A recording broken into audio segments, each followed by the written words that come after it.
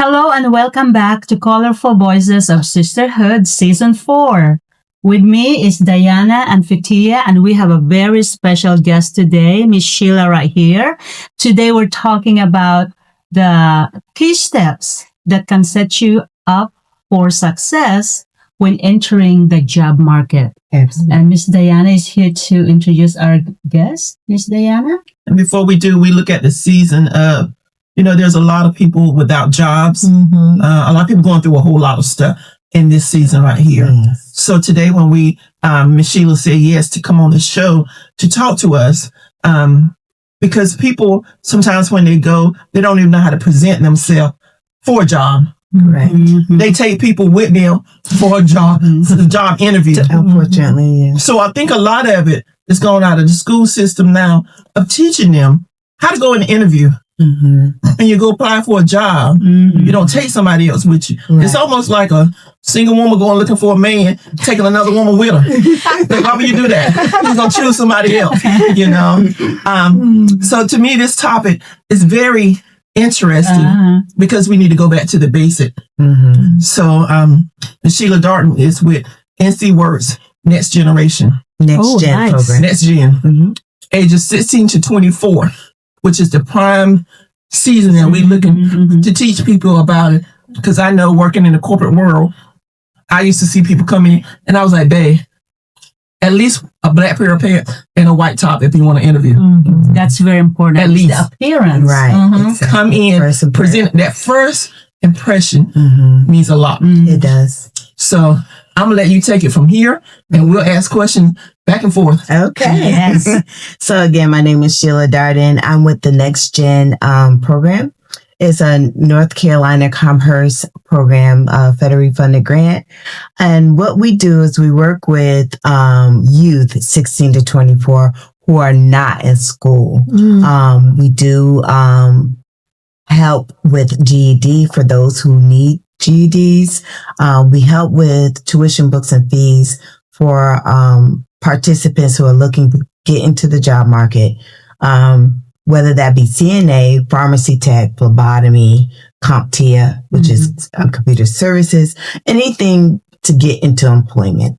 Our program is set up where we will assist with not only that tuition, books, and fees, we also assist with interview training. And that tuition, books, and fees mean a lot because them books are expensive. They are.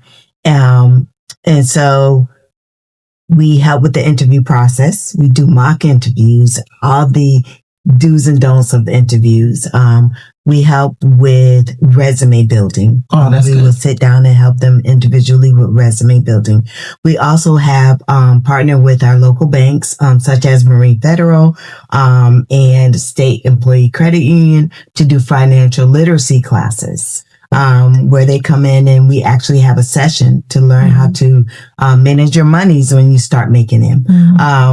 We also, in the future, will have entrepreneurship classes. I do have spoke with people from Chamber of Commerce to set those up in the future. So we do have elements that we call elements within our program that we like to make the youth well-rounded. So as they step into adulthood, into their career, that they are successful. We do work with youth with barriers. So they are low income, skill sufficient. Of course, may receive SNAP benefits, justice involved, parenting youth, homeless, foster care, runaway. So that's our eligibility for our program. And I like to call it roses growing out of concrete because a lot of times, such as myself, when I was growing up, I didn't take advantage of programs that may have been available where it would help me step up and step out into the adult world more successfully. So my heart's desire is to help them do just that, to be more successful, to give them a leg up and a help up into that world, into the adult world. And in this day and age, a lot of times, everyone's talking about, we want people with work experience. Mhm. Well, our program also offer work experience, but we work with employers to assist in that. So if they do not have the experience that they need for that, we hook them up with, a construction company or electrical company or whatever it is that they're looking to do. And then we, ask that the employer give them the experience, and we pay for them to do that. Yeah. That's good. I'm glad that you have different kinds of programs that the NextGen is doing, not just financial literacy, not just building a resume, and you have these different little initiatives. Right. Sheila, I want to go back on one thing.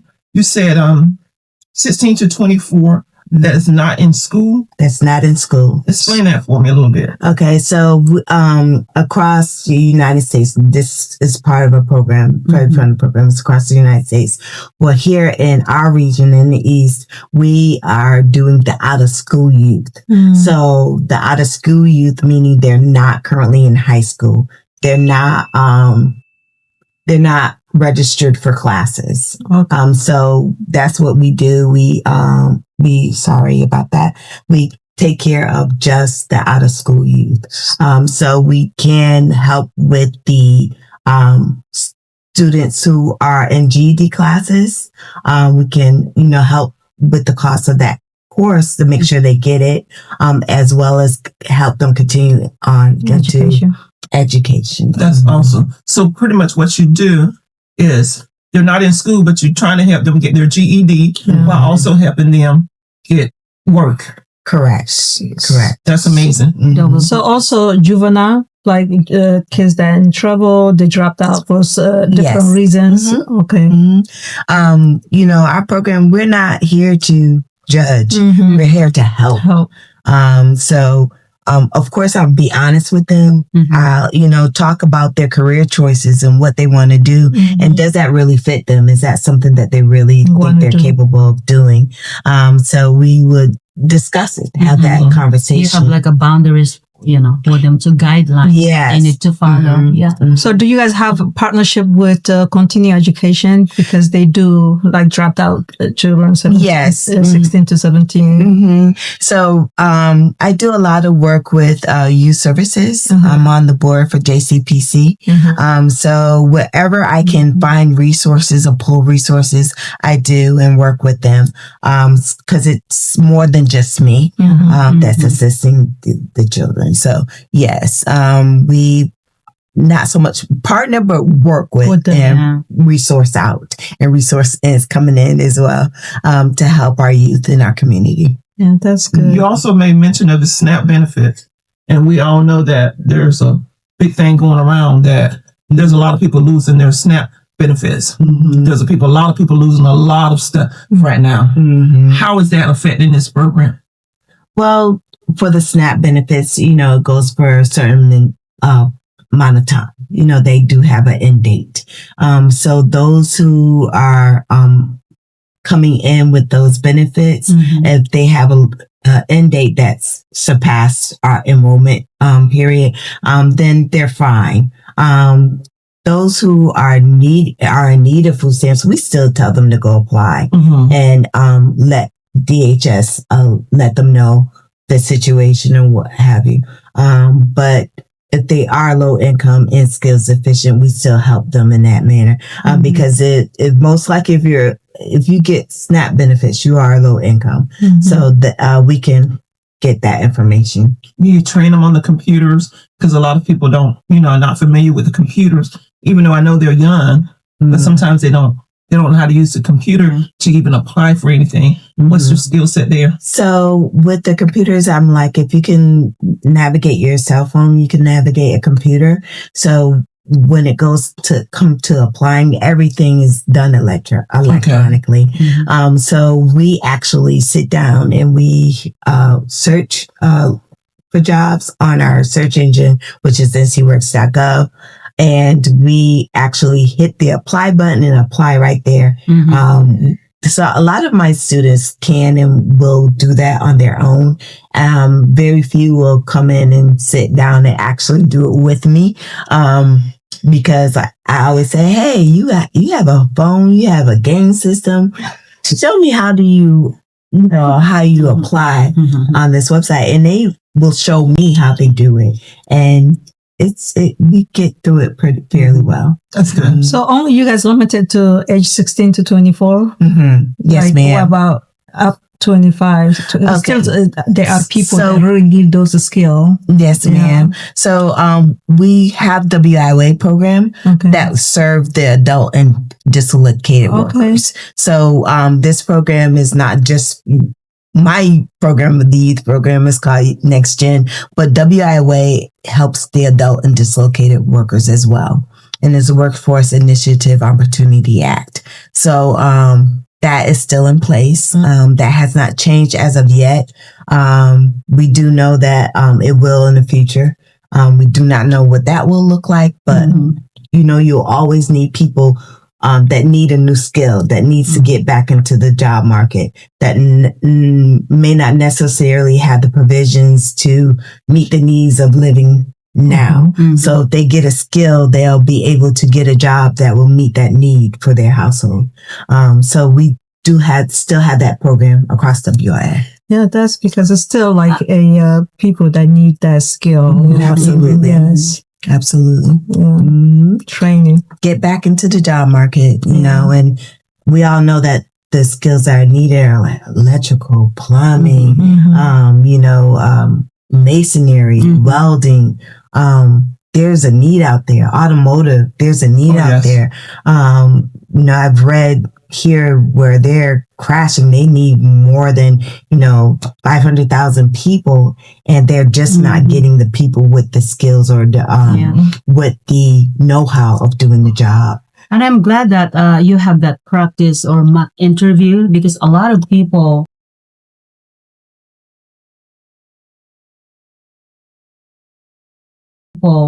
they get scared about that. But to me, basic questions should be easy to answer, like, what are your strengths and weaknesses? Yeah, you would think that would be those are basic questions, but in a employment realm, how do we answer that? Right. It's very scary to a child or a young adult. Yes, to even identify, somebody else So know that's you. why I'm glad that you have that mock interview. Right. Prepare them. Right. Because if anyone said to you, what's your weaknesses? Yeah, it's hard. You may think, I don't talk very well. Well, how can we relate that in a different way? How can we communicate that in a different way to let the employer know that I'm still capable of doing the job? I just need to work on this area. So how do we communicate that to the employer in a different way? So that's what we teach, how to communicate to a stranger that's in a professional setting that needs you to maintain professionalism and be a customer service rep. So those are tools that we teach as well. And you work with people that has some disabilities as well too. So you're actually training them on how to work with people that think they don't have a disability. Right. I'll put it that way. Right. Because some people, when you got to learn how to work with everybody. I've been on an interview and was told the reason I didn't get the job is they felt like I didn't really want it. I said, so why'd I interview? Right. I think you're overqualified, Diana. You're right. So how do you handle the interview? Yeah. I applied for it. Yeah. Because of how you felt, you said you thought I didn't want it. Right. Overqualified. Yeah. What did you do? What they say you did? They gave you feedback? Why they felt like? Oh, that was the feedback they gave me because I went back to them and asked. Yeah, but what it make them feel like that you didn't need the job? That's the only thing they could tell me. Wow. Literally. Because that will help you for next interview, right? Right. It will help you for the next interview. Right. And I actually went on my interviews before, and I've sat on panels because I've been in leadership and management before. And I thought, so that's the answer that you gave me. Yeah. You know what take me up also sometimes is like when you go to an interview, after that, it seems like you already got it because of the positive things that they've been telling you. And then And few days, you no got an call, email. right? No email, no call. And I always try to prepare my youth for that as well, because blessings delayed don't mean denied. That's right. So we always go over, okay, what was said, what was done. Did you call back the employer? Did you get any feedback about your interview? For those who did not get the job. And a lot of times they never emailed me. They never call me back. We'll call them. Yeah. Find out what's You have to going on. follow up. Follow up. Thank you for the interview. Thank you for the opportunity to speak with you. I'm looking forward to hearing from you again. Those simple things, that they think are antiquated or not needed, are, for me, when I was growing up, I had face-to-face go in and get the paper application, face-to-face to do the interview. And the climate is changing. A lot of them are done virtually. So since the climate is changing, the practices don't change. It's just that the climate is changing. You still have to have that communication with that employer. Yes. So I'm glad you say that. So you think it's different? Like when you see people face to face and, you're doing the paperwork, you think it's different than when you're doing it online?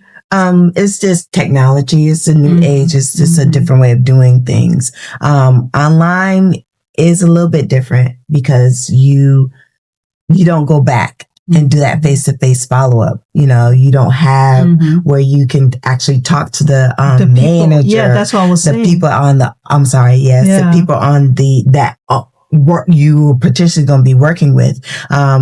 The online applications are different because you don't have a person that you speak with. Right. You are potentially leaving it up to a computer or AI to filter through your resume. Yes. Yeah. So it's a lot different in that aspect. But when you're local and you're doing things locally, I think you're more apt to be able to speak to someone or even shoot an email. Like me, I'm a person. Right. So I Personal, like that. yeah. Person to person, I should say. Because right now it's like Zoom calls in person. I think I'm old school. I still like the in-person one. Yeah. In person is better. Yeah. It is. It is. Because you get more paper. They can see you too. They can see you genuine and, your personality. It's a personality. First time I got hired, like 2006 on base, I didn't even finish my application. She said, come on for an interview. Right. Yeah, she took my paper. Right. So that was 2006. Yeah. Sometimes you get that where, they say they want the application virtual, everything is virtual. And sometimes you just have to show up, and my daughter, who is currently, at Hampton University, she says, Mom, they don't like when you show up anymore. I'm like, really? She says, no. I'm like, ooh. I said, time change. Depending on who you're applying to. Time change. It's different if you're applying to McDonald's or if you're applying to a law office. Right. So McDonald's, they appreciate that because they know that you're interested and you really want the job. And I tell everyone, do not knock McDonald's. If you work for them, you're eligible for scholarships. You're eligible for really. Yes. Wow. We got some health benefits. Yeah, a lot of 15, benefits. 16, yeah.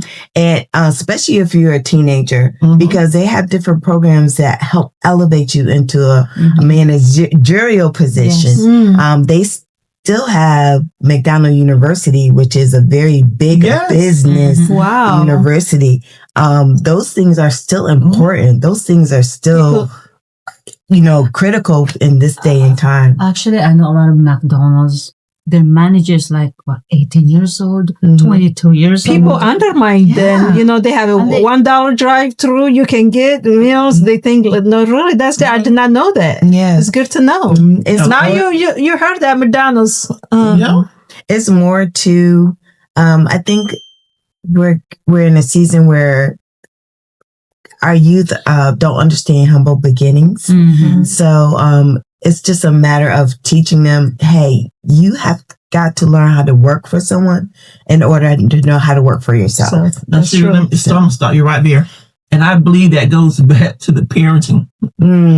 Has messed our youth up by giving them too much. I agree with and you. I also think, what happens if something happens to me? That youth can't survive. Right. Yes. So I love what you said, that humble beginning, because we got to teach them to work for the basic, to learn from the time they go in to apply for the job, how to interview. So that part right there, because I think parenting is what's messed up a lot. Yeah. I agree. And then too, it's a lot of what they see on social media. It gives them false hope. It's easy. I tell my youth, it's okay for you to be an influencer, but learn how to work for someone so you know how to manage your time, manage your money, manage people, get resources. You will learn that from someone else. If you don't see somebody else doing it, how do you know how to do it and do it correctly? That's right. So it's okay to work for someone. It's okay to not start where you want to start. Yes. When you get the experience, then you'll know that you can negotiate your start. Get the experience. Where you get the experience, then after that you get to negotiate your experience with someone, what your experiences were. So it's important to learn how to work for someone. Also, first. you respect the money. When you work for someone and you know how you earn the money, you're not gonna it feels good to really, you respect the money how you want to spend. You don't wanna, Right. Yeah. That's true. And also to learn everything, learn how to clean, learn how to cook. If it's computer shut down, what are you going to do? What kind of job you going to find? No, for real. That's why I love talking about skills. Yeah, you have to learn all skills. Right. Because, I've seen way too often people with masters, even PhDs, come into our facility and they're taking something less than what they're actually went to school for. Skills are when that part of your life has, fallen by the wayside and you still need income coming in, you can always fall back on a skill. Exactly. Because that skill you may find out will bring in more income for your household than what you were doing before with that PhD or even that master's. That's right. So this I do from my heart. This is what I do for my youth because I believe in them regardless of their background, regardless of who they are, where they came from, or who they came from. I just believe in my youth. A lot of times, I hear often, they don't want to do anything. Yeah. They're lazy. They're this and that. They're not lazy. They just haven't found their opportunities. They haven't found their niche. Yes. They just need instruction to say, hey, and as parents, we have to learn to say, no, you have to work to get this if you want. Right. Especially when they get to a certain age, no, you have to work for what you want because like you were saying, Diana, you don't know how long you're going to be here. Right. And you're not going to babysit your children for the rest of their life too. I'm smiling because I need to learn a lot of skills. It's not too late. Exactly. It's never too late. Your passion becomes a good skill to me. Right. I don't mind cleaning. Right. Because I think that's a job to me that takes special skill. I don't mind cleaning.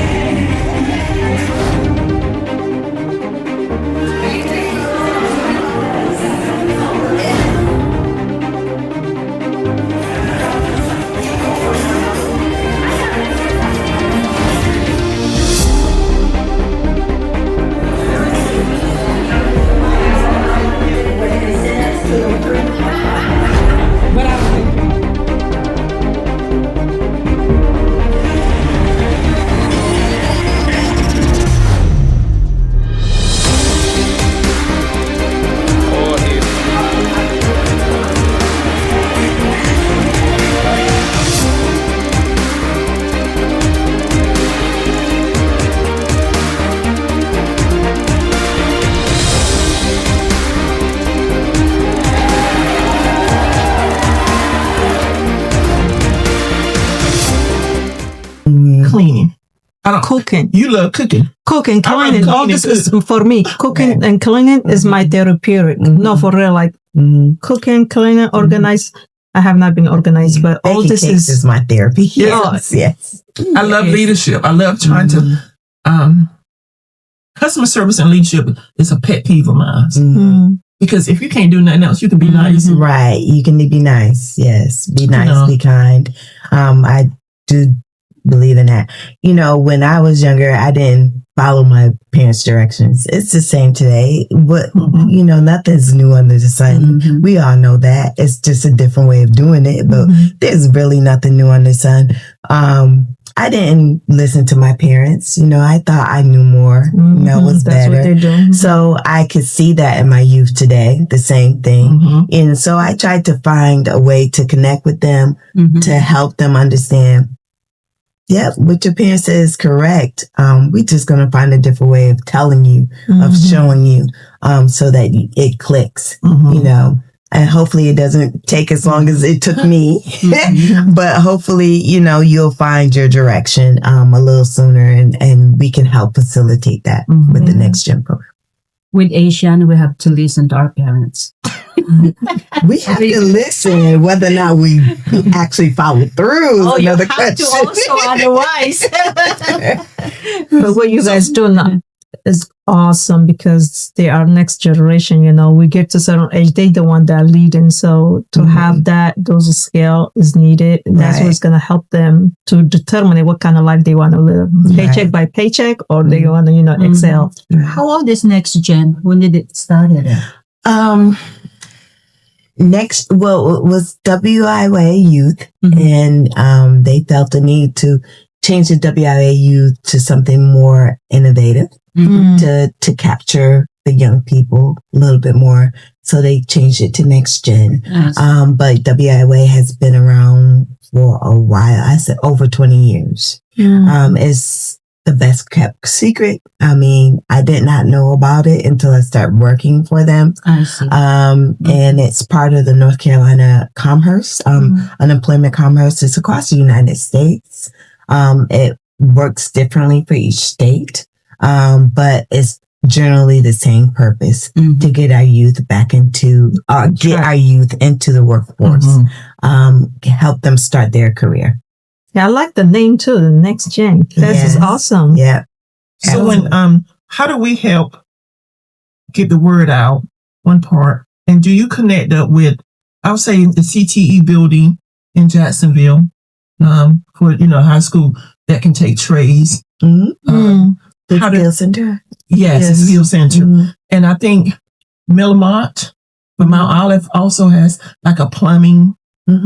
Do you connect that with all those? So with Skill Center, we are partnering with the Skill Center. We will be working with the Skill Center for their upcoming job fair in April. Okay. So we are going to be doing the resume building session with them, interview session with the children at the Skill Center. So when the job fair happens, they're ready. So we've been in talks with them and facilitating that. With the schools, I've been in the schools to help with the resume building and interview prep. I'm hoping to continue doing that, more of that. It helps get the word out. It helps them. Not everyone is, fit for college or want to go to college. Not everyone want to go into the military. So it's just another avenue for them to take a part, to look to see if they can take a part in. So we do partner with the Skill Center, with the schools. I'm always available for the schools. Also, to help get the word out, is this word of mouth is a big deal. That's great. WIA has been around for a long time. I have the opportunity to go into churches, even my own, to talk about in NextGen. So any community service out there that want to know more, I'm definitely available to speak on it, because the more we can get people to understand, to take part, to take advantage of this program, they'll see the need for the program, and hopefully we'll be able to continue this program. You okay? Not just until the end of this program year, but to further on. So it's another program for teenagers that dropped out. They call Job Corps. What the Job Corps. Yes. What is different like from you guys? Well, Job Corps, they do some of the same things we do. The only difference is we don't have a facility where the students stay. So we are more for people who are pretty much secure in their home and don't have any of the potential of not being able to stay at home. So Job Corp is more for the young people who may not have a secure location to stay at, or a home over there, a shelter over their head. And they pretty much do some of the same things we do. This is awesome. I don't know if you already covered this one, but do you guys give out a scholarship since that they're coming to your facility? Teenagers who cannot afford? We don't have scholarships per se. Ecker Connects is who is the provider for NextGen.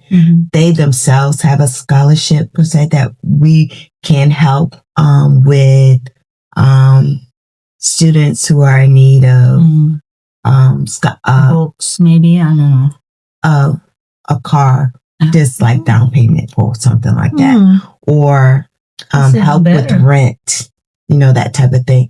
So the need has to be, obviously documented. It has to be, it has to be given to the board so that they could make the decision on whether or not this is a true need and can facilitate the funds, the scholarship that way. So you guys nonprofit?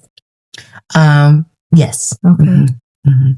Awesome. Yeah. Nice. Yeah. I don't want to be 16 anymore, but I'm 24. But hey, there is opportunity, if you want to get your life right. And I like the structure of it. The different programs that you help. There's just so much resources out there. They do. People just have to search because you can really elevate yourself. I wish this opportunity other country have that, like in Africa and Asia, a lot of people really like they will benefit that a lot. I bet they do also, but they just, you know what I mean. No, they don't. They don't have something like this. Yeah, they don't have, and something that maybe I have to consider to really do for the children. Yes. Now, have you connected up to the Onslow County libraries as well? Yes. That's information that's in there. NCWorks goes to the library on a scheduled basis. I'm sorry, I don't know that schedule. But they do go to the library. I have gone to the library. Also to the apartment houses next to the library. To give out information about the NextGen program. And they, wish for me to do that more on an annual basis. So just hoping and praying that the NextGen will continue to be here so that we can grow and be a great part of the community still. Yeah. Now, do you have a quota that you have to meet to make sure that everything stays in line as far as? We don't have a quota per se, but we try to help as whoever comes and is eligible for the program. We try our best to help. So I want people to come. We have an open house on November 14th and November 21st to get more information about our NextGen program and to see if you're eligible for the program so that we can get more participants. And if I could help everybody, it would be great. But there are criteria that I have to go by. So as many people as I can help, I want to. Yeah. I was just thinking putting it up in like McDonald's, all the different places. Also, base income, like those low income area. Do you guys go to? Because those areas really like Northwoods. I just put out some flyers out in Northwoods, in the Bryn Mawr area. Yes. So just trying my best to. I will give you more. Yeah. I will give you more information. Yeah. There are some areas that I go for my peers. So like Springfield. Have you heard that? They are nice apartment, but they don't look like, they are low income. Is Blue Creek. Okay. Okay. Yes. Any areas that I try my best to get out of, obviously I still be in the office to meet my participants and do more work with them, but as much as I can get out to meet employers to as well, I try my best. But any employers that want to know more about the work experience, I work, more than welcome to come and meet me, or I go and meet you. Any youth that are wanting to know more, again, the open house, or even come to NCWorks, they're 8:30 to 1 Monday through Friday. If I'm not there, someone is going to make sure I get your information so I can contact you. So obviously you don't shelter homeless, right? No, we do not, but we will refer them out. Okay. But they do help them as far as schooling, jobs, and stuff like that as well. Now, I had a question I ran out of my. Do you guys accept like donation or if you want to put your information where people can go and donate? Now, for donations, I would refer you to the Eastern Carolina Workforce Board. Okay. And they are in New Bern. So that's Eastern Carolina Workforce Board and out of New Bern. For anyone who wants to donate. Yes. It's not really looking for a donation for this program. They're trying to get youth to get involved from 16 to 24, which is an amazing program that I just think is a hidden gem. Yes. That a lot of people don't know about it. I need to put it on 211. Yes. So when they dial 211, they can know about this right here. So I need to definitely get with you. So we can probably put this on 211 for people that's looking for this right here. Amen. I was saying you should say no, but money, yes. Yes. No, what I'm saying, if they are nonprofit, Yes. I mean, whomever have the money, they can donate. They're helping people that continue to kind of expand and grow so they can help more people. Yeah. I like it when she talked about a car. Maybe helping with a down payment. Now, are y'all partner with any dealerships that can help these kids? Maybe get that a would car be at a awesome. good price? Not that I know of, but I can definitely find out. That would be get that good idea. information to you in the future. But not that I know of. Not to my knowledge, if we have a partnership with a car dealer. But I can't get that information from you. Because the Eastern Carolina Workforce Board does have a lot of partnerships that they work with. We do have board members who are serve as CEOs and owners of businesses here in Oslo County. So yeah, absolutely. Yeah. Which I think is an excellent program. But before we go any further, I kind of want to start it like from the beginning. When they go in to look for an interview, what are tips that you tell them? When they go in and they have an interview set, I always talk about first impressions, what to wear. Always. Because the first impressions does count. Yeah. It does count. Not everyone is like me and kind of bypass the pajamas that you're wearing. You have to make for a good impression. You have to let that employer know that you do want to work. So you have to show up knowing that you want a job. So that we talk about that. We talk about hygiene. We talk about communication, eye contact. Good eye contact, how to answer questions, being clear. You don't have to use your outside voice, but don't mumble. Don't be so low that, you're confident. Like you have to be confident, right? Confident in your speech. You know your name, so let me hear you say your name. Those simple things. Handshake, that's very important. We don't shake hands like this. How you gonna shake? Grip. Grip your hand. This is how we shake my country. My country, you have to hold your hand. That's respect. Okay, got you. Yeah. So when you're holding, you're supposed to hold your hand. We teach the same thing in the hygiene. Yeah, you should. Yes. That's respect. Yes, I get a lot of my tips. And my daughter was a pageant queen, so I get a lot of tips from that. But being confident, speak confidently, speak assured of who you are. Answer questions clear. So what tip you will give? Say they might not have clothes. What like sample clothes that they can wear? So Salvation Army has given us vouchers or we write a letter asking that the student be able to pick out clothing. Okay. We always give them tips. Okay, Salvation Army, if not them, ask family members, hey, can I borrow, clean pair of pants? Always talk about ironing your clothes, about, making sure your clothes are clean and ironed. I don't care if your best pair of jeans, if that's all you have, make sure it's clean. Polo shirt, collared shirt. If a t-shirt is all you have, make sure it's your best clean ironed t-shirt. So your best, just put forth your best, and make sure it's cleaned and ironed.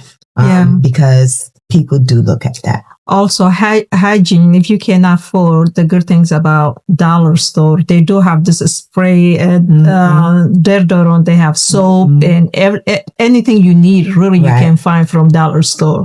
And if hygiene is an issue, I have a little donation kit that we give for us, whether that be cologne, everything from the soap, toothpaste, toothbrush to cologne. Now, do you take donations to that? Yes. For that? Okay. Because with my church, we do donations. We love to donate to the Onslow County Homeless Shelter, and we usually have a surplus, so we pick a day. Okay, everybody bring everything. We load it in our trailer and we drop it off. That's awesome. So when those donations get plentiful, we try to use them with whoever we can. We also, with my church, we also do go out and do evangelizing, far as we give out to homeless shelters, so that stuff does not go to waste to people on the street, not homeless shelters, but people on the street. We do book bags, we just throw whatever we have in there, and we just give it out. When, God bless you, here you go. So when I get a surplus of the kits, I do give it out. That's good. Because I don't want it to go to waste. Yeah. And if I have to stop, where I work, there's plenty of people that, may be able to use it. So I just give it out because I want it to keep circulating. So that I don't want to have a surplus sitting around. Right. Someone's always in need of something. And you don't have to be homeless to be in need.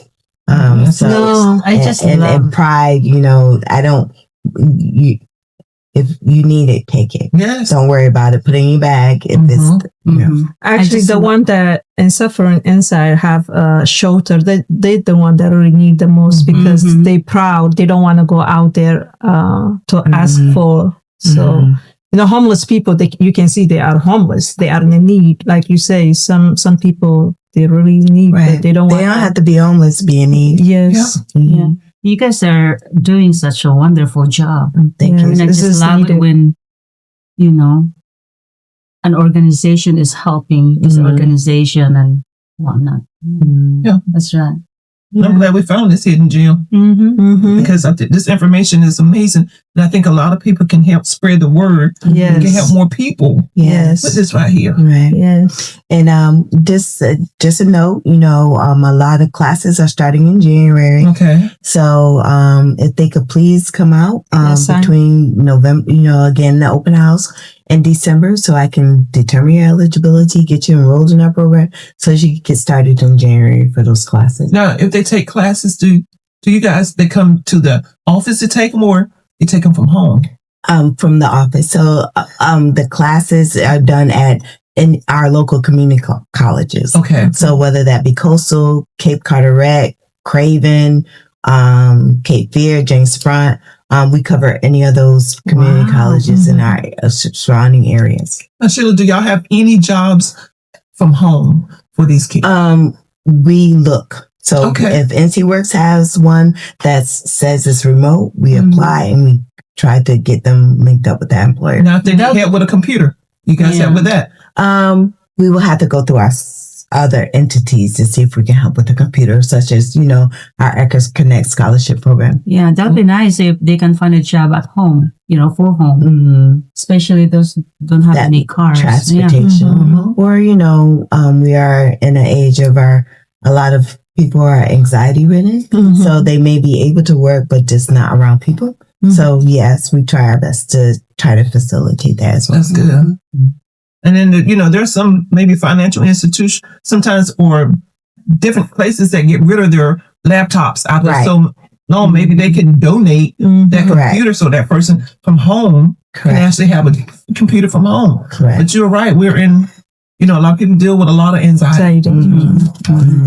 So, yep. So that's really good.